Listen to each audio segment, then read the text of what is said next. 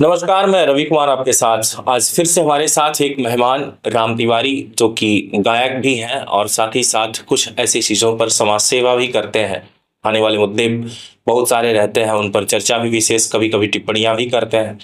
यहाँ तक कि चुनाव की अगर बात की जाए तो चुनाव में इन्होंने बेबाक अपनी बातों को रखा था एमपी तक में।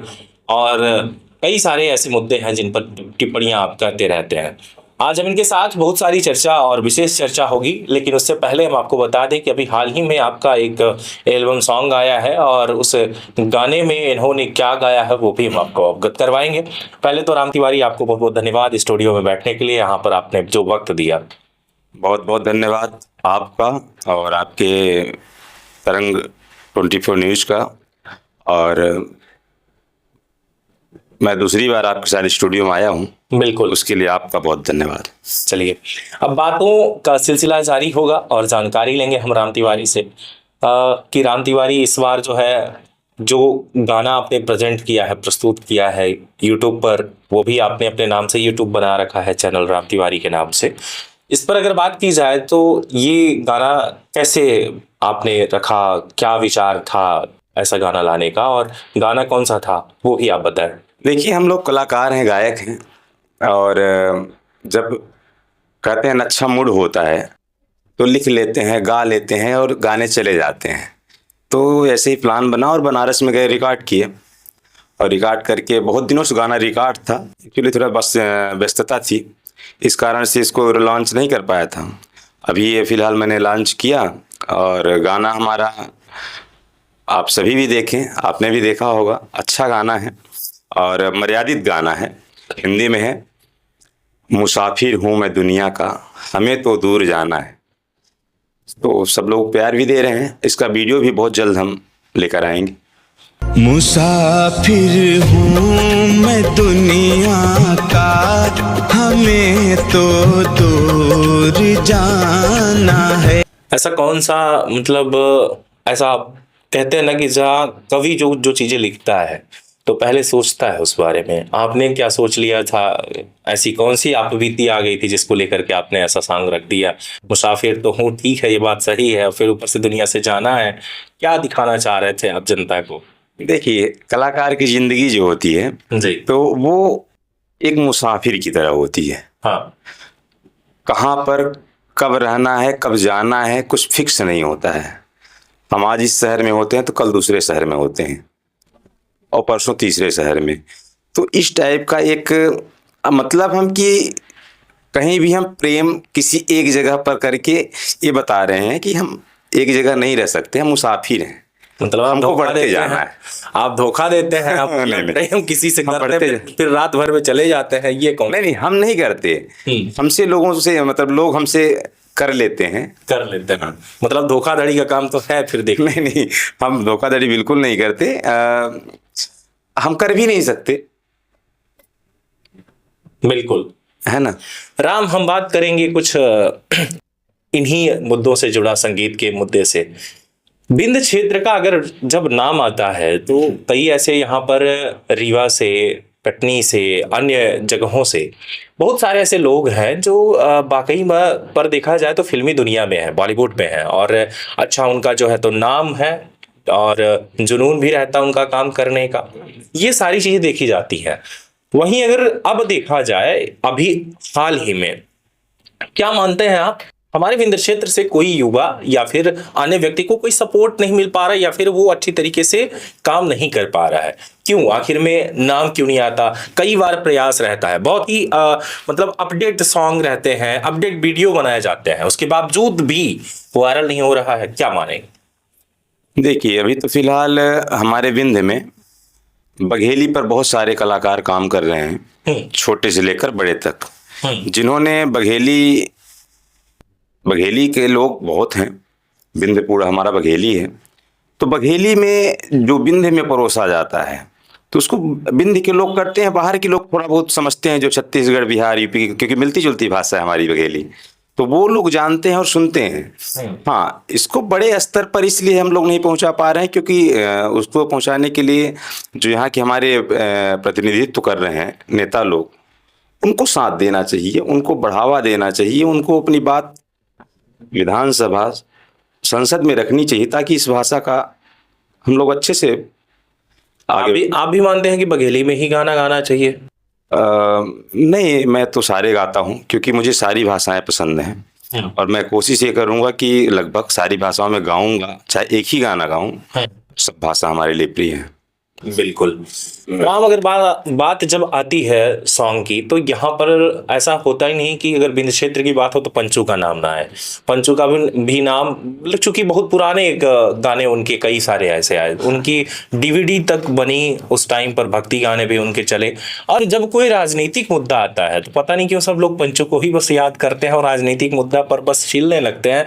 ऐसे गुण गाएंगे जैसे कि बस गुड़ ही गुड़ बरस रहा हो ऊपर से, ऐसा मतलब देखा जाता है। वहीं अगर बात की जाए तो फिर सुधीर पांडे हैं, जो कि कभी कभी उनके कई ऐसे मुद्दे आ जाते हैं, छेड़खानी कोई ना कोई उनसे करता रहता है। फिर इसके बाद अगर बात की जाए तो कई ऐसे लोग हैं। वहीं अब अविनाश तिवारी भी हैं, उनका भी हाल ही में एक गाना आया है जो कि उन्होंने कुछ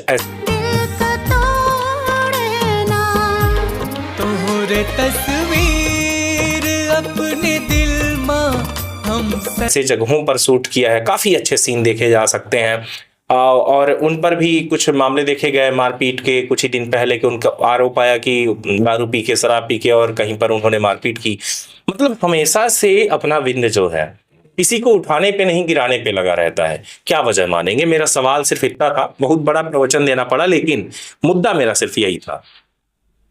देखिए, बघेली में लोग, बघेली को असलियत तो ये है कि बघेली को जानते हैं, पहचानते नहीं है।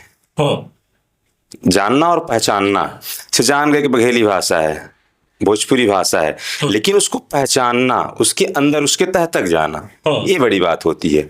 अब बघेली कलाकार अविनाश तिवारी, उन्होंने 2 मूवी दे चुके, दिया उन्होंने। और अभी जो अफवाह यहाँ पर फैली फालतू की दारू पी के गाड़ी चला रहे थे, स्वाभाविक सी बात है, गाड़ी रात में अगर कोई चला रहा है, एक्सीडेंट नॉर्मल सी बात है कि आजकल हो जाता है, कोई जानबूझ के कभी एक्सीडेंट नहीं करता है, बिल्कुल, है ना। और अपने काम से अगर कहीं जा रहे हैं, कुछ हो गया तो इसको इतना जो जलन रखते हैं, ठीक है। ये नहीं कि एक दूसरे को सपोर्ट करें, हम तो ये चाहते हैं कि पूरा विंध्य जितने भी कलाकार हैं एक दूसरे को सब सपोर्ट करें, सबको बढ़ावा दें। ये नहीं कि हम बहुत बड़े कलाकार हो गए तो हम छोटों को ध्यान न दें, और छोटे ये सोचेंगे बड़े हैं तो हम जो कर रहे हैं बहुत हैं। सबको एक साथ चलना चाहिए, तभी जाके अच्छा लगेगा विंध्य, एक माहौल बनेगा। बिल्कुल, यानी कि यहाँ सपोर्ट करने की आवश्यकता है तो सब अलग अलग भाग रहे हैं, अपना अपना कर रहे हैं। अपना अपना करिए, अपना अपना करिए, लेकिन अपने के साथ सबको साथ लेकर चलिए। यहाँ पर हम शुरुआत करेंगे इस बात का कि जब सीधी की जब बात आती है तो अविनाश तिवारी और पूजा का नाम पहले ही आ जाता है, क्योंकि ये जोड़ा जो था, इनकी जोड़ी जो थी, ये जोड़ी काफी चर्चा में रहा करती थी। यूं तो कहूं कि मतलब एक पत्नी का जो धर्म था, बार बार अविनाश की ठुकाई करना। नगद के शीशे कई करम है, कई जरे जाते ना का जो गंधी करेगा अगर उनको ताने देना। जो ये वीडियो आया करती थी कॉमेडी, ये लोगों को काफी मतलब एक तरीके से काफी चर्चा का विषय बना रहा और बहुत ही अच्छा लगभग चला, कई मिलियन तक व्यूज जाते थे, ऐसा क्षेत्र नहीं था। यानी कि दोनों ने मिलकर अच्छा खासा नाम कमाया। फिर ये दोनों अलग भी हो गए, और अलग होने के बाद यहाँ पर अविनाश तिवारी ने तो 2 फिल्म आपने बताया कि कर लिया उन्होंने, लेकिन पूजा तिवारी का करियर डूबते हुए दिख रहा है। उसका कारण है, करियर डूबना नहीं कह सकते अपन।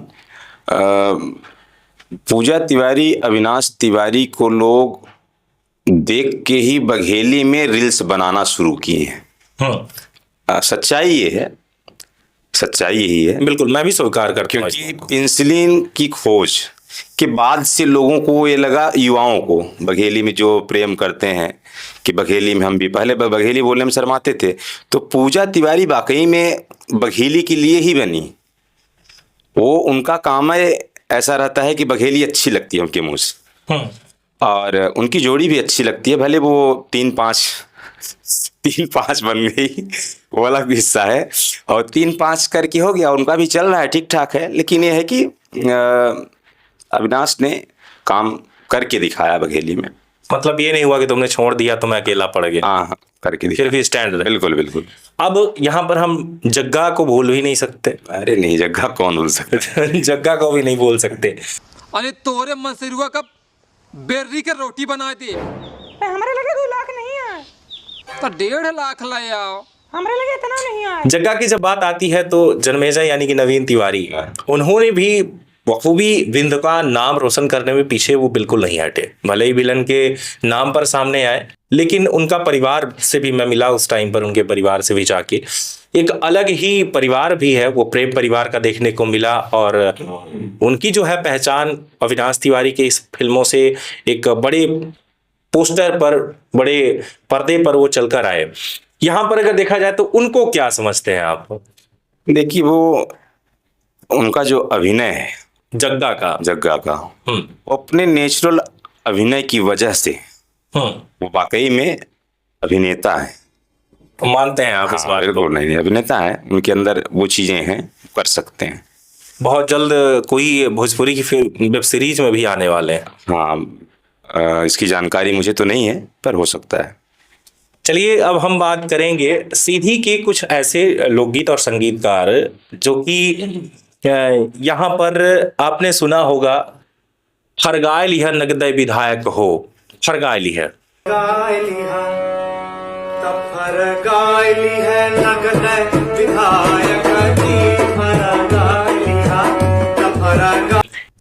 इस लाइन का मतलब बस आप बता दीजिए मुझे।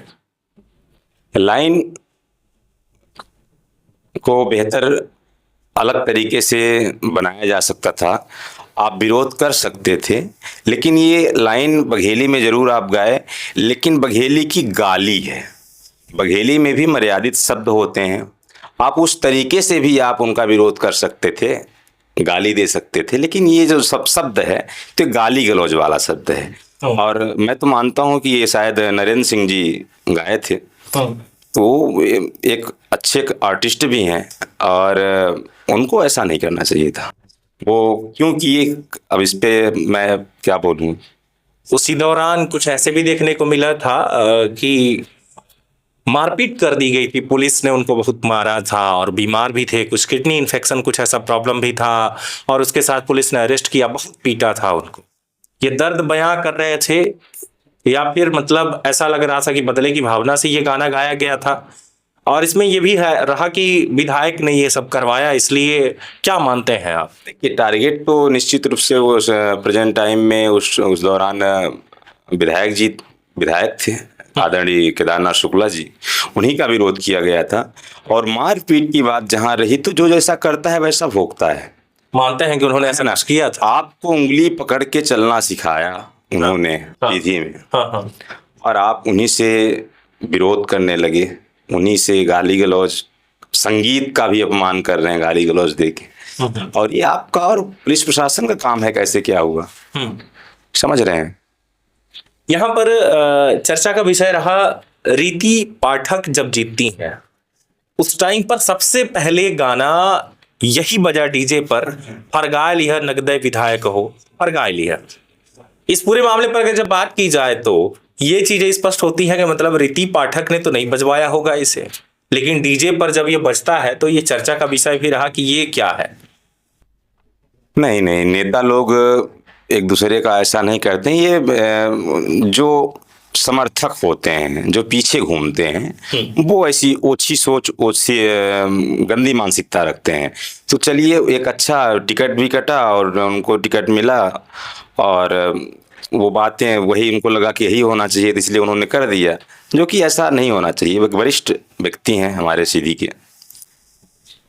आपने रीति पाठक के बारे में खुल के बोला था कि ये विधायक के लायक नहीं है, ऐसा क्यों?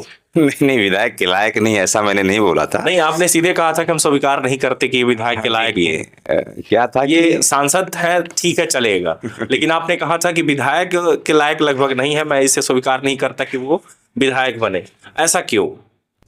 देखिए, वो सांसद थी, उनको टिकट काट के विधानसभा सीधी में लाया गया था, और हम लोग की जो सोच थी कि लोकसभा का टिकट उनको मिले और विधानसभा का पंडित केदारनाथ शुक्ला जी को मिले। मतलब आप यही सोचते थे कि दोबारा विधायक, मतलब हाँ, ये विधायक किए रहे।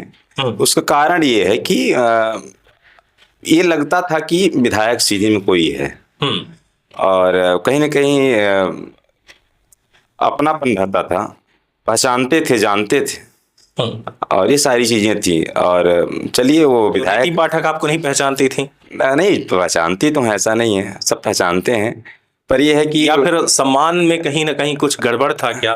देखिए बड़े लोग हैं, हम लोग छोटे हैं अभी, तो सम्मान करना उनका कर्तव्य है, न करना उनका काम है। और हम लोग जो हैं तो उनके क्या है कि वोटर हैं, तो वोट देते हैं, हम लोग हैं भारतीय जनता पार्टी के, समझ रहे हैं। तो ये सारी चीज़ें हैं, अब तो जो हो गया तो हो गया। पर यह भी तो याद होना चाहिए कि महल एक एक ईंटों से बनती है, और अगर महल बना है तो उसमें ईंटों का बड़ा योगदान है, वरना शायद दीवार खड़ी नहीं होती। हाँ, ये चीज़ें ज़रूर हैं, घड़ा एक एक बूंद से भरता है, और मानना चाहिए। अब तो सारी चीज़ें क्लियर हैं, अब जिनको जो होना था हो गया। सीधी के विकास को लेकर के क्या मानेंगे आप? हमें तो नहीं लगता कि सीधी का विकास को लेकर के कोई आगे बढ़ना चाहता है, बार बार बस पीछे ही हटते हैं। कुछ चीज़ों की अगर बुनियादी चीज़ें भी रहती हैं तो वो भी धीरे धीरे डूब जाती हैं। नगर पालिका में तो बस कचरा ही कचरा है, कहीं पर आपने डस्टबिन भी शायद ना देखा होगा कि खाने के बाद आप डस्टबिन फेंक सकें। क्या मानते हैं किस तरीके का विकास होगा सीधी का? सीधी हमेशा अपेक्षित रहा है। कांग्रेस के सरकार में हम मंत्री हुआ करते थे, दो दो, एक एक, और बीजेपी की सरकार में जब से ये चीज़ें, हम लोग इससे नाराज भी रहते हैं, ठीक है। सीधी में जो नेता भी हुए तो उनको वो ओहदा नहीं मिला, वो पद नहीं मिला, और जिनको मिला वो करना नहीं चाहे।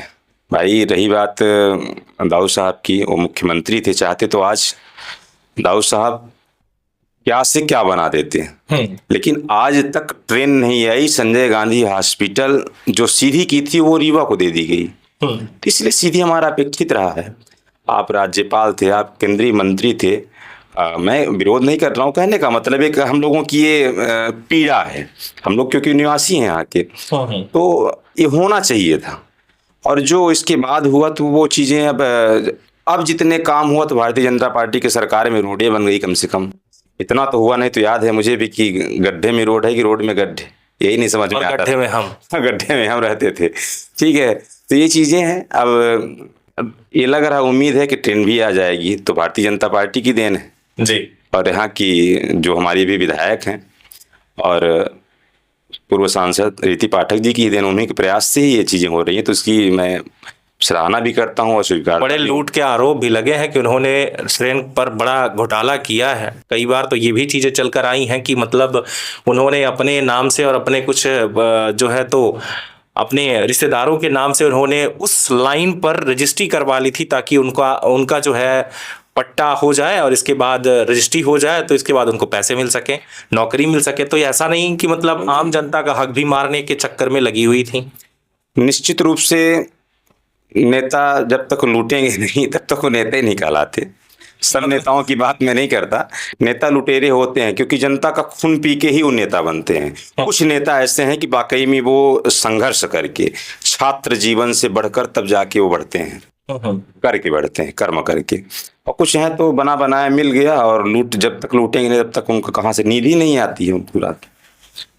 राम, एक सवाल मेरा, ये अहम और बड़ा सवाल है हमारे सीधी के लिए, कि जब कलकत्ता वाला रेप कांड हुआ था, आपने सुना होगा, समझा होगा, एक डॉक्टर है, काफी पीड़ित थी वो बेचारी, अपनी बहन ही हम समझेंगे उसे। उसके साथ जो बीता वो वाकई में मतलब वो दर्द था जिसे बयान नहीं किया जा सकता। लेकिन हाल ही में जस्ट उसी से पहले, या कहूं कि उसी के जस्ट सामने ही मझौली का एक मामला आया था, जहां एक मैजिक ऐप के द्वारा लगभग 50 लड़कियों को शिकार बनाया गया था। 50 लड़कियों की पीड़ा थी, 50 लड़कियों के साथ ऐसा कुछ चीजें देखने को मिली, जिनमें से 7 नामजद हुए, बाकी जांच पड़ताल में 25 सामने आए। उनके साथ भी दुराचार हुआ, अत्याचार हुआ। आदिवासी क्षेत्र कहलाया, आदिवासी वहां के विधायक भी हैं, कुंवर टेकाम, आप अच्छी तरीके से जानते हैं कुंवर सिंह टेकाम को। उस पर जो है रीति पाठक का कोई भी रिएक्शन नहीं आया। पूनम सोनी है जो कि महिला मोर्चा की यहाँ की अध्यक्ष हैं, उनके द्वारा कोई भी जो है प्रतिक्रिया नहीं देखी गई। लेकिन जब बात आती है अमेरिका की या कनाडा की, या फिर कलकत्ता की, तब उस टाइम पर ये गांधी चौक पर लिए मोमबत्ती खड़े हो जाते हैं, तो इनको अपनी बेटियां क्यों नहीं दिखाई देती? और वो भी हम कहते हैं कि वो गलत नहीं था, उसका भाई विरोध करना चाहिए था, लेकिन जब अपने ही पैरों तले आप रौंदती चली जाए किसी चीजों को, उन बेटियों का दर्द कौन समझेगा? देखिए, सबसे बड़ी चीज इसमें मैं जहां तक मानता हूं, बड़ा निष्पक्ष तरीके से मैं बात करूंगा इस पे। आजकल बेटी या बेटा जो शिकार हो रही हैं, जो शिकार कर रहे हैं, तो सबसे देखिए मूलतः बात फिर इसके बाद भी करेंगे कि जो क्योंकि हमारे मुखिया तो यहीं के हैं, नेता ही लोग हैं, बिल्कुल। हम उनको वोट दिए हैं, उनको बनाए हैं कि हमको संरक्षण मिले, लेकिन इसके बावजूद भी हमें, जब हम अगर एक पिता हैं, हमारी बेटी है, तो हमें बेटी को और बेटा को संस्कार पहले दें कि वो उस चीज में उस जगह पर ना जाए। सबसे बड़ी बात है हमें जागरूक होना पड़ेगा। बात यहाँ संस्कार की नहीं थी। अब यहाँ पर अगर बात की जा रही, जो पीड़िता थी कलकत्ता वाली, तो वो तो अपने ड्यूटी पे गई थी, उसमें संस्कार की बात कहाँ आ गई? यहीं अगर बात की जाए यहाँ मझौली वाले केस में, तो उनका तो ये था कि अपना वजीफा, उन्हें जो स्कॉलरशिप मिलती है उसको लेकर के फोन आता था और ये जाती थी, उनको शिकार बना लिया जाता था। तो यहाँ पे अब संस्कार की बात कैसे करेंगे आप? हाँ, ये बहुत बड़ा कांड है, और जो लोग बनाते थे वो आदतन थे। नहीं, बिल्कुल आदतन। हाँ, वो आदतन थे। लेकिन इसको लेकर के इन लोगों का प्रतिक्रिया बिल्कुल न करना, जो महिला दूसरी जगह पर, दूसरे स्टेट में जहां पर कांग्रेस की सरकार हो, उसका विरोध तो कर लेती हैं, आप लिए मोमबत्ती खड़ी हो जाती हैं, क्योंकि आपको बड़ा दर्द हुआ, क्योंकि कांग्रेस की सरकार वहां थी। इसलिए अपने पैरों तले जहां आपकी सरकार है, आप सांसद रही, आप विधायक हैं, उस क्षेत्र में आदिवासी की बेटियों के साथ अगर ऐसा हुआ, तब आपने क्यों ऐसा नहीं किया? ये भी तो सवाल उठता है। बिल्कुल नहीं किया और नहीं करेंगी, क्योंकि जब 5 साल बीतने के बाद जब वोट का टाइम आता है, तब ये निकलते हैं जनता के बीच में, तब सिर्फ ये बताते हैं कि हमने ये किया है। बाकी उस दर्द को, उस पीड़ा को, उस माँ बाप की पीड़ा को, समाज में इतनी गलत चीजें हो गई, आप कैसे सोए रहे? आपका प्रशासन, आपकी सरकार, आपकी पार्टी, सारे लोग आपके, आदिवासी नेता, आपके विधायक, उन्होंने एक शब्द भी नहीं बोला। पूरी तरह से गलत है। इनको आगे आना चाहिए, उनको न्याय मिलना चाहिए, ऐसा ताकि भविष्य में दोबारा ना हो। और पूरी तरह से ऐसे ही लोगों को आदिवासियों ने मिलकर नेता बनाया, कई बार विधायक बनाया, और सीवी में भी आप देख ही रहे हैं। हाँ, क्या है कि आजकल जब लोग भी भूल जाते हैं, वोटर तो हम हैं, हमें जागरूक होना होगा इसके लिए। कोई अच्छा व्यक्ति आए और अच्छी राजनीति करे, वाकई में राजनीति करे, लेकिन समाज के लिए करे, विकास के लिए करे, अपने बच्चों के लिए करे कि बच्चों को भविष्य अच्छी हो, पढ़ाई हो, मेडिकल हो, शिक्षा हो, और स्वास्थ्य सुविधाएं अच्छी हो, सारी चीजें इसके लिए हमें करना चाहिए प्रयास। सीधी की जनता को क्या समझते हैं? मुझे तो बिल्कुल चूतिया और पागल लगती हैं। हाँ, सीधी की जनता धीरे धीरे समझ जाएगी। लोग मुझे गाली देंगे इस शब्द पर, क्योंकि हमने कह दिया है, लेकिन ये हकीकत है। आपको क्या लगता है? आप भी यही कह रहे हैं कि धीरे धीरे सुधर जाएगी, मतलब सहमत है इस बात से? हाँ, अशिक्षित हैं कुछ लोग, अभी शिक्षित होने में टाइम लगेगा उन्हें शिक्षा की, क्योंकि बताया ना, नेता लोगों के कारण ही तो शिक्षा की व्यवस्था जो है इतनी निचले स्तर पर है कि आजकल हमें पढ़ाई करने के लिए सीधी में वो चीज़ें नहीं मिल पा रही हैं जो हमें चाहिए। अपने बच्चों को, अपने भाइयों को क्यों भेजते हैं बाहर? ना होने की वजह से ना।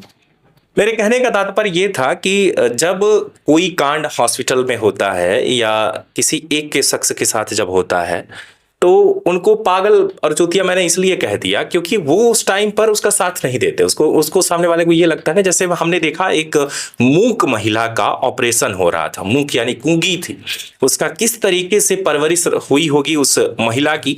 फिर एक प्रेम करने वाला पति उसका, जो एक महिला, उस मूक महिला से वो प्रेम करता था, जो कि सही था, कोई अपंग नहीं था, विकलांग नहीं था, उसके बावजूद भी वो जब गर्भवती हुई, उसका इलाज करवाने के लिए लेके आए कि चलो अब डिलीवरी होगी, और इस हॉस्पिटल में जब डिलीवरी की बात आई, उस दौरान डॉक्टर की लापरवाही के कारण वो महिला मर गई।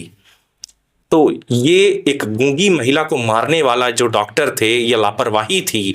उस टाइम पर खरे सिविल सर्जन थे यहाँ के, सीएमएचओ उस टाइम पर आईजे गुप्ता थे, और यही सीधी के विधायक हैं, यही सांसद हैं। हमें तो देखिए बेहद दर्द हुआ, कलेजा फटने वाली बात थी कि जो महिला के साथ कोई विवाह नहीं करता, ऐसी महिला के साथ की जो मूक है, गूंगी है, फिर उसके साथ विवाह हुआ, शादी हुई, फिर बच्चा जब डिलीवरी आने को आया तो आप लोगों ने मिलकर मार दिया। और इसे भी आप कह देंगे कि सृष्टि का नियम है, ये उस लापरवाही को आप ये कह देंगे कि मौत थी तो मर गई। घोर लापरवाही है। अब इस पर बताया ना कि सिर्फ जो यहाँ के प्रतिनिधित्व कर रहे हैं लोग, उनको पूरी तरह से आगे आके शासन प्रशासन को भी उस पर कठोर कार्रवाई करनी चाहिए, और ऐसे लोगों को कभी नहीं बख्शना चाहिए। पूरी तरह से गलत है। इनको जितनी मतलब कड़ी से कड़ी कार्रवाई हो वो करना चाहिए था, लेकिन कोई सामने ना आना। अब क्या कर सकते हैं अपन? इसीलिए तो मैंने कहा कि पागल और चूतिया है। हाँ, कह सकते हैं अपन। इसलिए कि एक दूसरे को अगर साथ नहीं मिला तो आज उसकी बारी, बिल्कुल कल बिल्कुल तेरी, फिर इसके बाद हमारी। आना चाहिए था इस पर, क्योंकि आज उनके साथ कल हमारे साथ। ऐसी लापरवाही बनी रही तो कब किसकी बीवी जो है मर जाए, और सामने वाला बच्चा समेत। अब सोचिए कि दूसरी शादी पता नहीं उसकी हो या ना हो, लेकिन एक गूंगी महिला जिसने शायद मूक होने के बाद किसी का हाथ जब थामा उसने, तो उसने पूरा संसार देख लिया होगा कि अब मुझे क्या चाहिए। एक बच्चा भी पैदा होने वाला था, तो उसका परिवार संपन्न होने वाला था। उस दौरान अगर वो मर गई तो कितनी बड़ी आशा रही होगी। बहुत उसकी जिंदगी की सारी खुशियां उसे मिल गई थी।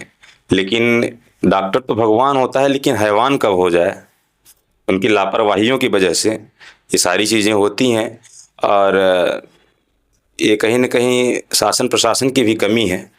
और ऊपर से यहाँ पर पत्रकारों को दोष दिया जाएगा कि मतलब पत्रकारों ने जो है साथ नहीं दिया। पत्रकार क्या कर सकता है?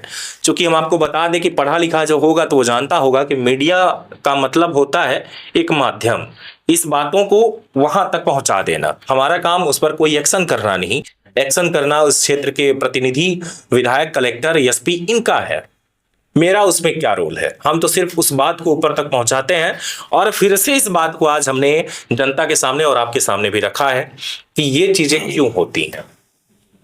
ये हम सब की भी इसमें कहीं न कहीं कमी है। हमें आगे आना चाहिए उस टाइम, ताकि ऐसी घटनाएं दोबारा हमारे साथ भी हो सकती हैं, आपके साथ हो सकती हैं, आपके परिवार वालों के साथ हो सकती हैं।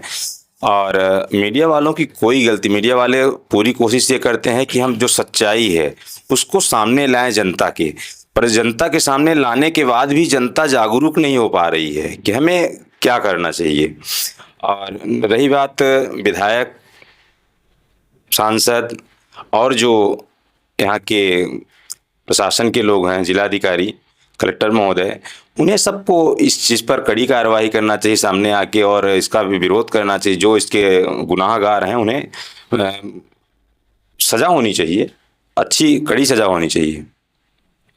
चलिए, बहुत सारी चर्चा हुई, कुछ राजनीति, कुछ संगीत से जुड़ी हुई बातें। अब हम कुछ राम की जिंदगी से कुछ पर्सनल सवाल हमारे, जो शायद दर्शक भी जानना चाहेंगे कि राम तिवारी कौन है। डरता बहुत हूँ, बता दूं। बिल्कुल, लेकिन मैं भी लगभग लोग जानते हैं कि जो रवि कुमार पत्रकार है वो कुछ भी पूछ सकता है, इससे बच के रहना है। ऐसा इसलिए लोग मुझे बुलाते भी नहीं हैं।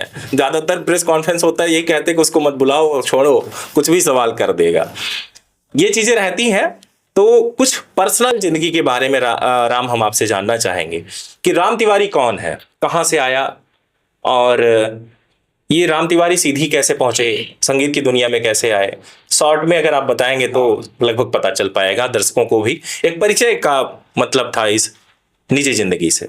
जी, मैं पढ़ाई मेरी सीधी सरस्वती मदरिया से हुई है। मैं निवासी मूलतः, मेरा पैतृक गांव जो है गृहग्राम, वो कोरसर है, और लेकिन मेरा जो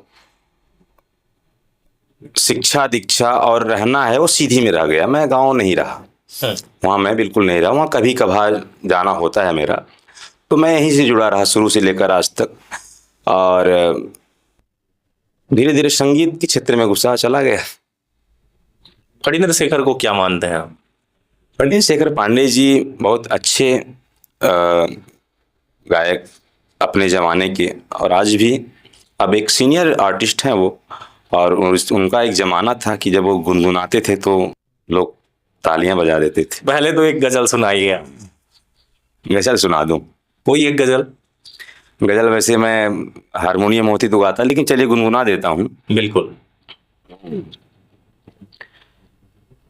अगर हम कहें और वो मुस्कुरा दें, अगर हम कहें और वो मुस्कुरा दें, हम उनके लिए जिंदगानी लुटा दें। अगर हम कहें और वो मुस्कुरा दें। क्या बात है, मतलब गजब, मजा आ गया। यूं कहें कि आंखों में पानी भी आ गया ये शब्द सुन के। मतलब हमेशा से हमने देखा है स्टेज प्रोग्राम आपका, और स्टेज प्रोग्राम पर आपने गजल, कई सारे गजल हमें सुनाया। उन्होंने नाम ले ले के स्टेज से बुलाया इन्होंने। आज हमारा टाइम आया कि हम भी आपसे रूबरू हों और कुछ जाने। ये तो रही बात राम तिवारी की, और कुछ स्टेज से जुड़े सवाल हमारे आपके साथ। कई बार स्टेज प्रोग्राम होता है, हमारे घर के बच्चे भी होते हैं, चूंकि हम सांस्कृतिक प्रोग्राम से हमेशा से जुड़े रहे हैं। शादी विवाह ये सांस्कृतिक प्रोग्राम होते हैं। कभी कभी नवरात्रि का प्रोग्राम होता है, उस नवरात्रि के प्रोग्राम में भी हम लोग गरबा करवाते हैं। नाइट्स प्रोग्राम होते हैं, जागरण होता है। उस प्रोग्राम में कई बार ऐसा होता है जब लड़कियों को बुलाया जाता है डांस करने के लिए। कुछ शॉर्ट कपड़े में डांसर आती हैं, उस टाइम पर डांस करती हैं, और बड़े अश्लील बिल्कुल होते हैं। भोजपुरी गाने पर डांस करना बड़े अश्लील होते हैं स्टेज प्रोग्राम। वहीं अगर हमारे घर की अगर कोई बेटी ऐसा करती है, तब हम उस पर रोक लगाते हैं कि नहीं, ऐसा नहीं करना, ये गलत है, ये शॉर्ट कपड़े नहीं पहनना। लेकिन उसे जो है, जब हमारे द्वारा बुलाया जाता है और अगर शॉर्ट कपड़े पहन के ना आए, तब उंगली भी उठाया जाता है कि ये क्या है, ये तो ठीक ठाक नहीं लग रही है। ये यहाँ तक कि आइटम मॉल जैसे शब्द यूज किए जाते हैं उसके लिए। ये जो है, जब हम स्टेज प्रोग्राम पे ऐसे लोगों को बुलाते हैं, हमारे घर के जब बच्चे या फिर संस्कार अगर ऐसा देखे और हम उस पर सीटी बजाते हैं, तो मतलब हमारे बच्चों को या हमारी बिटिया को तो ये लग रहा होगा कि क्या कमाल की चीज वो कर रही है, इसलिए सीटी बजाई जा रही है। तो उससे क्या सीखते हैं, हमारा परिवार क्या सीखता है उससे? देखिए, इसमें बढ़ावा हम ही देते हैं उस चीज को। हम दूसरे की बेटी को बुला के सीटी बजा रहे हैं, हाँ, और अपनी बेटी को ये कह रहे हैं कि बेटा ऐसा नहीं करना है। हाँ। और वो आजकल सोशल मीडिया का जमाना है, और कहीं ना कहीं अगर हम कहीं जा रहे हैं, फंक्शन हो रहा है, तो बच्चे भी तो देखते हैं, तो प्रभाव तो पड़ता है। इसलिए हमें ये समझना चाहिए कि हमें ये अश्लीलता भगाना चाहिए हमें समाज से। हमें मर्यादित और स्वच्छ चीज़ें परोसनी चाहिए समाज को, ताकि हमारे जो बच्चे हों, हमारा समाज हो, स्वच्छ हो, सुंदर हो, और अच्छा माहौल बने, तो अच्छा लगे। तो मतलब हम खुद अपने उस प्रोग्राम पर बुला के गंदा माहौल बनाते हैं, हम ये भी कह सकते हैं। बिल्कुल, उसकी गुनाहगार स्वयं हम हैं। हाँ, समाज के हम हैं, और हम ही करवाते हैं, तब तो करते हैं, नहीं तो कहाँ से करें। नहीं, मैंने ये चीजें इसलिए कहा कि हमेशा से मैंने देखा है स्टेज प्रोग्राम पर अश्लील डांस होते हैं, अश्लील हरकतें भी होती हैं। कभी कभी तो यूं होता है कि स्टेज प्रोग्राम पर कई ऐसे अश्लील लड़के चढ़ जाते हैं और लड़कियों के साथ अभद्रता करते हैं, ये भी आपने भी देखा होगा। देखिए, एक चीज और बताऊं कि मैं इस पर थोड़ा सा टिप्पणी करना चाहूंगा कि मैं अश्लील प्रोग्राम नहीं करता। नहीं, मैं जानता हूं इस बात को, है ना? क्योंकि आप हारमोनियम लेके गाने वाले व्यक्ति, आप कौन सा डांस? मैं अश्लील गाने नहीं गाता। नहीं तो आजकल मैं यहाँ पर टिप्पणी बहुत तरीके से करूंगा। हाँ, बघेली में इतने सिंगर हैं, हाँ, हाँ, वो वायरल होने के चक्कर में कुछ भी गा रहे हैं, कुछ भी बोल। ऐसे कलाकारों का मैं पूरी तरह से बहिष्कार करता हूँ, और लोगों को भी करना चाहिए। और लोगों को भी करना चाहिए, क्योंकि मैं चाहूं तो इस तरह के गाने डेली रील बना के डालूं, लेकिन मुझे ऐसा इस तरह से वायरल नहीं होना है। मैं चाहूं तो बता रहा हूं, मैं तुरंत कर सकता हूं, मतलब लिख सकता हूं, डाल सकता हूं। इसका अंत कैसे हो? इसका अंत तब होगा जब हम, अंत तो होना हालांकि संभव नहीं है, क्योंकि रोज नए नए पैदा हो रहे हैं, क्योंकि मोबाइल का जमाना है। मोबाइल ऐसे लिए कुछ भी बोल दी। हाँ, है बहुत है बड़ी दबंगरीवा वाली चुनमुनिया। ये कुछ भी हो सकता है आज। ये चीजें हैं। अब मैं क्या बोलूं इसमें, बाकी लोगों को समझना चाहिए कि थोड़ा सा, जैसे हाँ एक बात मैं बोलूंगा कि बघेली में जो बघेली हमारी रियल बघेली है, हाँ। तो लोकगीत गाई जाती है। जैसे जैसे ये एक लोकगीत थी, गोरी चली नई हर का बलम सिस की दई के रोए, गोरी चली नई हर का बलम सिस की दई के रोए, बाग मरोए बगीचा मरोए, बाग मरोए बगीचा मरोए, देहली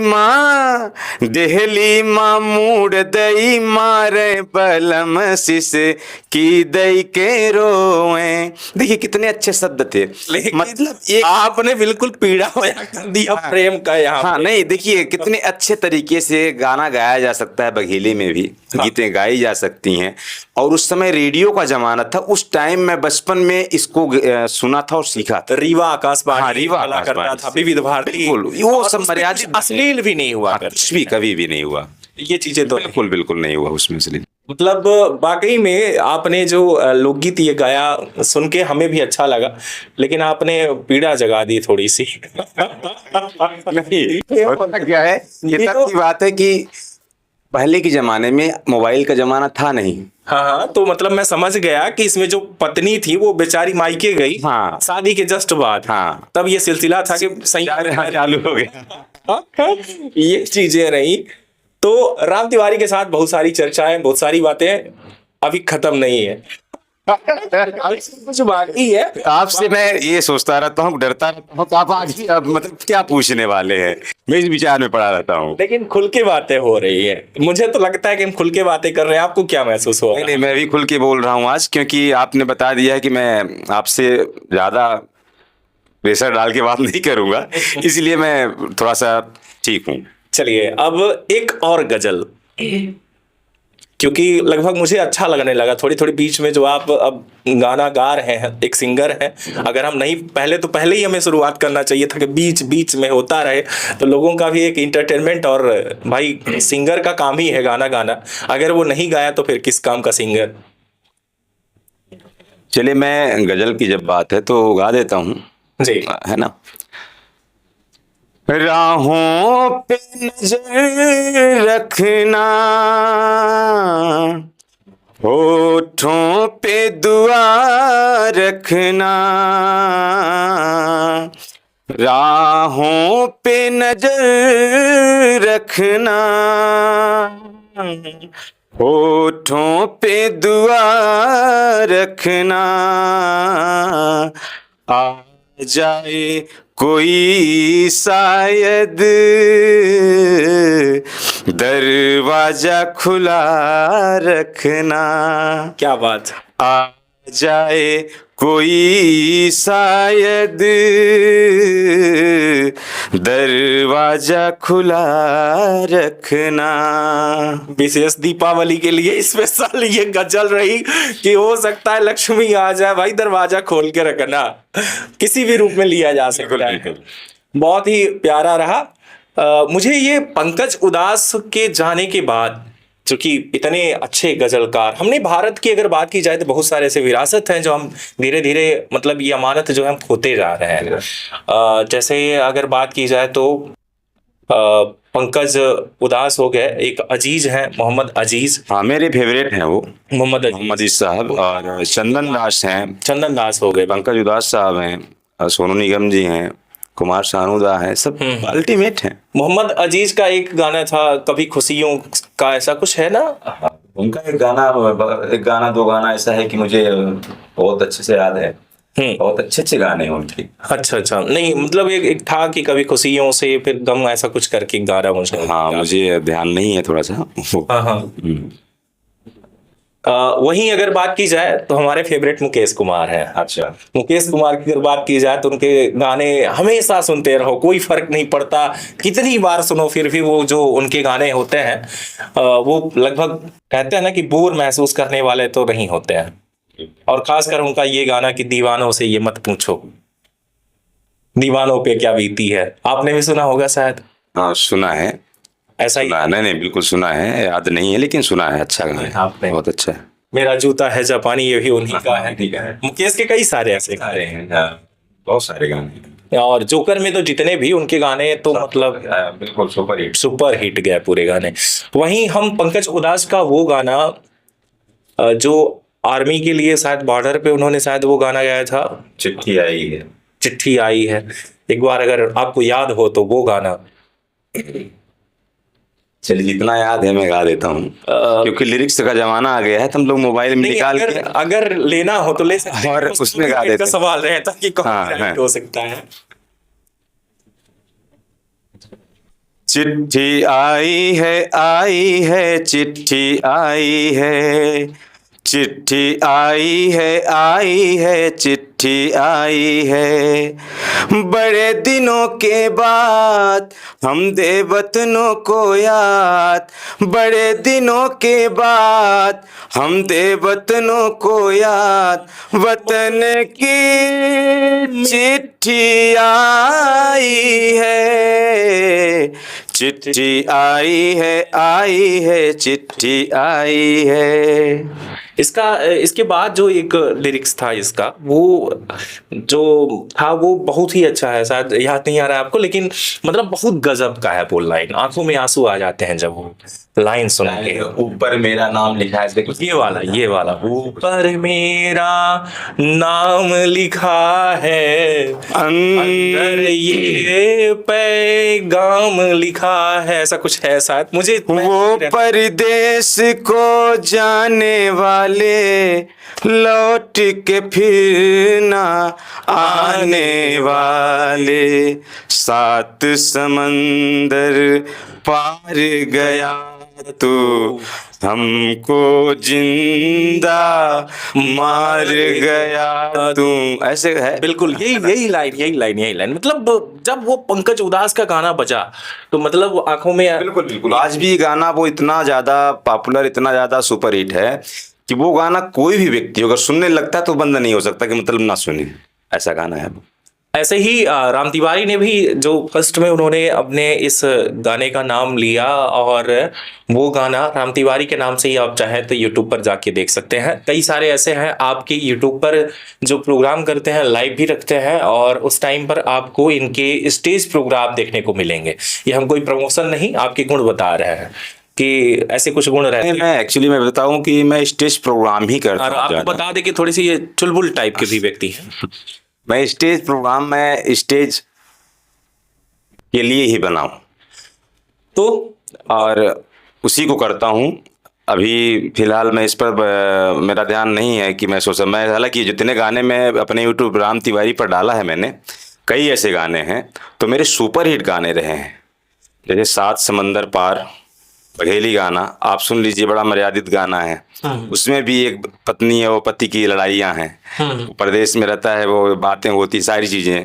और इसके बाद मैंने एक राखी का गाना गाया था, खुद लिखा था खुद गाया था बहन के ऊपर, वो बड़ा अच्छा गाना है।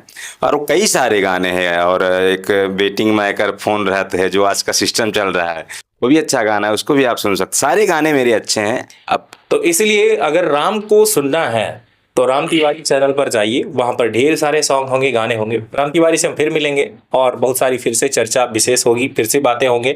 ये दूसरी बार हमारा मिलन है, पिछली बार शायद अविनाश तिवारी की फिल्म पे हमारी चर्चा हुई थी, इस बार बहुत सारे मुद्दों पर चर्चा हुई। फिर मिलेंगे आपसे, तब तक के लिए अलविदा, नमस्कार, धन्यवाद।